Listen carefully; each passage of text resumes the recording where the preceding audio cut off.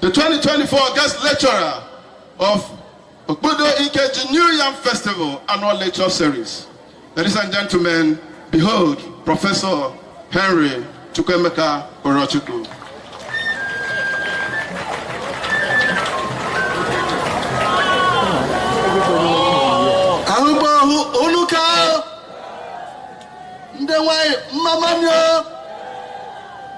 Edda, Okpudo Ikeji, Okpudo no mekele. This is perpetuation of our culture.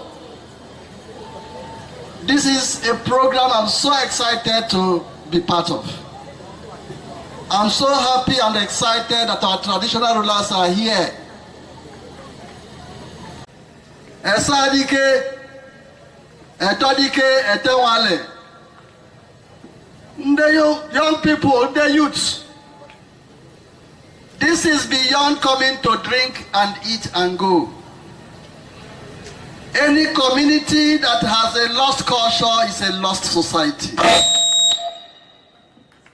What Okpudo has tried to engrave in the history of this world is to make sure that our identity is not lost. Everybody knows that yam is a food. But we must understand what is behind the food we are eating. We must understand and begin to question ourselves. Why is it that we have people that are above 200 years, 100 and something, 120, 130 of a kidney, cowpea? How did they know that Uro-Chukwu is a lifesaver? How come we have forgotten all this? I have sent the full details of this work to be published. I want Okpudo to be on the map, and I have vigorously and elaborately acknowledged Okpudo for this wonderful, brilliant outing. This is beyond politics. It is our cultural identity. We must plan, we must ensure, we must be with our children the right aspects. We must look at the things associated with New Yam Festival and of course every other festival and begin to question ourselves whether our children know this.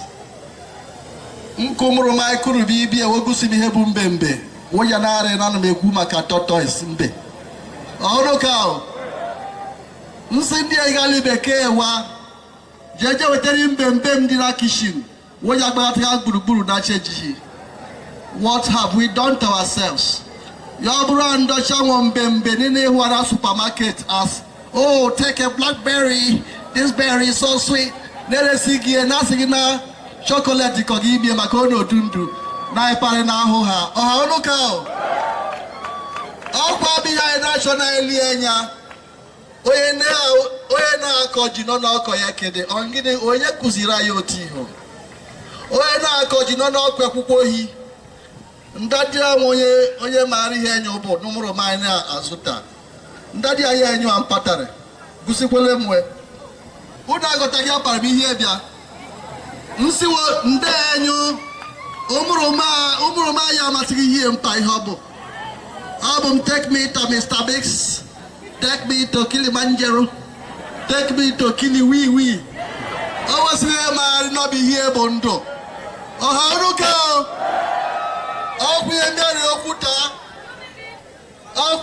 Okwu na sunubiko na elasha na akwa na elasha no mimi na elo mi ma abru ndosiza na ela ni me wefute ihe ja na anya yendo ona otobade moto ma ahu chifagwo iwo nko na ozo gedengede ono jukwelie ka ojeturu crunches Tunisia we he neku harisa giga bana Israel wo he neku ge kosher. These are names. All parts of the world, America with the hamburger, Burunkebu their culture, hamburger. The whole of Europe, you have the Mediterranean diet. White soup. Oh, he sarara. Oh, no cow. Oh, ye can't go. I jamwaya. Ehabu. Oh, he sarara. Abu go white soup. Oh, the nomadi and the behind now, Okpudo Sinai Kuzie Rumwaye. Let the culture continue forever. We are not afraid of acquisition. We are not afraid of infusion of our culture. We are not afraid of the dilution of our culture. Our problem is not retaining your indigenous culture because you have an infusion. Oyosha wedding kiebia this year in Keke de Mama. Ejo bedri moyosha bia runkem. Atio he sarara. Amaru mo wori chete no o said ya yoka nsiari eye. You be bebe too no. You say how is it? That's about quite nice, quite nice. Amaru no say take my acid no thank you. Oh you just say no thank you man now you have one you see this is our soup because if you go to Thailand, if you go to India, they have the highest spiced food in the world. All the curries, the yellow, the green curries are the Thailands. Why can we not propagate and project and promote our cultural identity? Ehugbo has the highest traditional food recipes. We have the highest. I am not joking.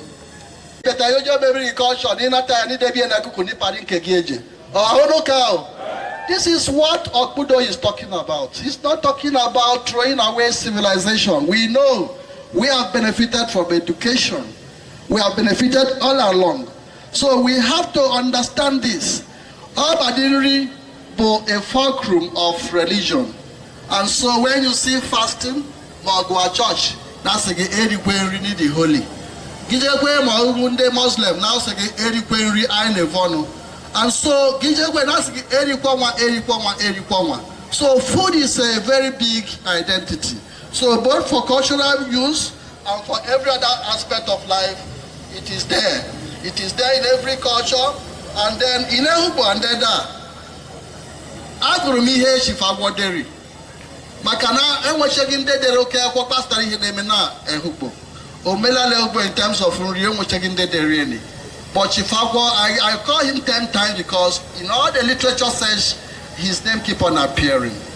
And then may God protect him and give him more healthy lives because he has continuously and without a break made our culture what it is. And so if you now look at what he said, Asia, cassava, yam and rice were the earliest food that came into our place. And then this food survived us because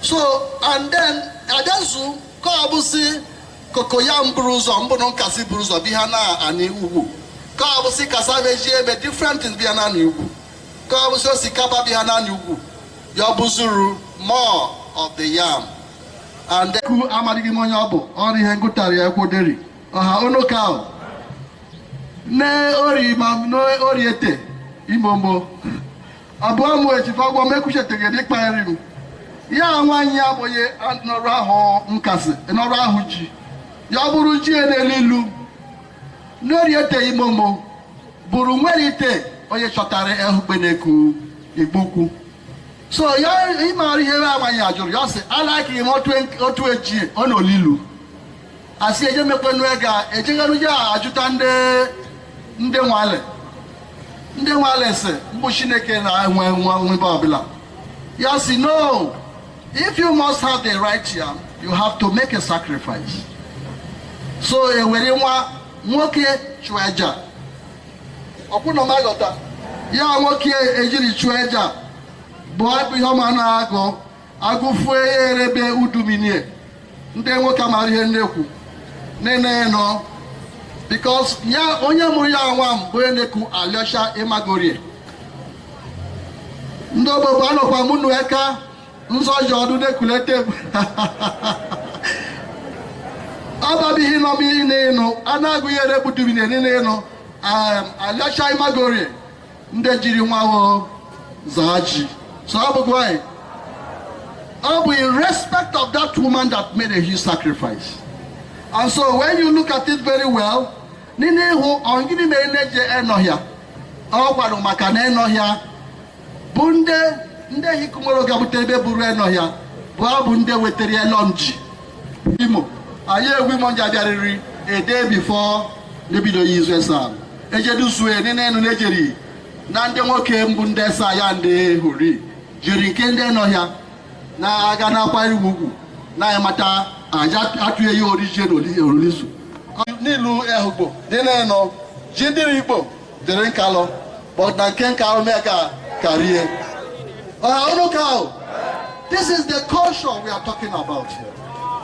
And this is what we must look into and begin to tell our people the origin and the diversity and the why we must perpetuate this. So, in there now, when you go land, I want you to be again. Ndozo le kugeri heri woni. Aya ne kunka yiriji. O wonde ne kunka Ikeji. O wonde ne ku ihileke ojiji. Mabrunde isi. O wonde ne ku okaku mabrunde za. They know why all these people must come into play. Then a night before it's going to natural. Each one have a typically Igbo man believe that every year must be better than the past. And so you pray for a government and Okpudo non greenhouse.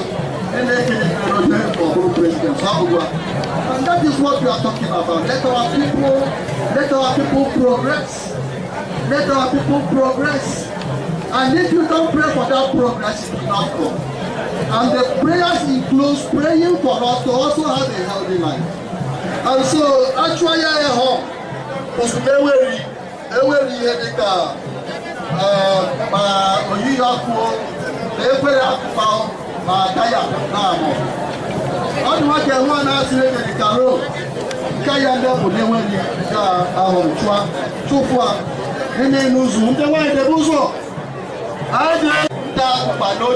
are trying to let the old year, the passing year go by. And this is why it's our traditional calendar year. Just like the Englishman has January as the year, this is the way we have this as our own year. So, they want to work the following day after the New Year Festival. They want to why they are waiting to them and answer the work. Chukwuemeka Edda, they got them worry Mpo Ekeletaji. So go ahead. Edda Onokao. Nasi Mpo Ekeletaji. Ejeju na Mpo Ekeletaji ni jere eke ipo. Ye eke ipo abu disuka ya dabe uwe ya chie na ite. No ya obile ne rikacha. Ihu gwada de osuru ma Yesu. Izu na ye eke ipo ni jere su na ori ayege ya. So go ahead. Edda kao.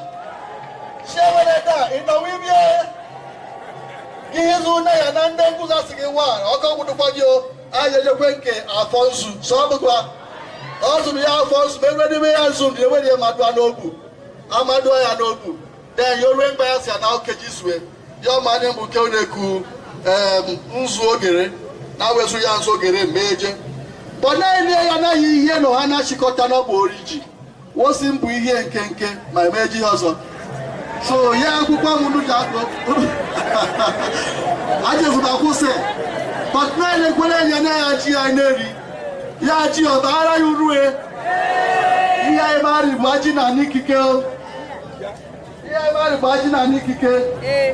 But Jobuna, if I sit at all, he didn't remember that water. Akuna Maro Koku, Adigisi. Ọkọ̀ Adigisi. If just fight a mile. And if you go that is a physical exercise. To a global journal that has a high impact, I have asked them to publish it. I have also sent the full details of this lecture to the organizers, and I hope they can share it to you. And I want to pray that while we continue to perpetuate our culture, we must reduce the harmful aspects. We must reduce alcoholic intake and we must promote the cooking of yam, preparation of yams with all these legumes, vegetables and fruits. Thank you very much. Chineke Gozulu.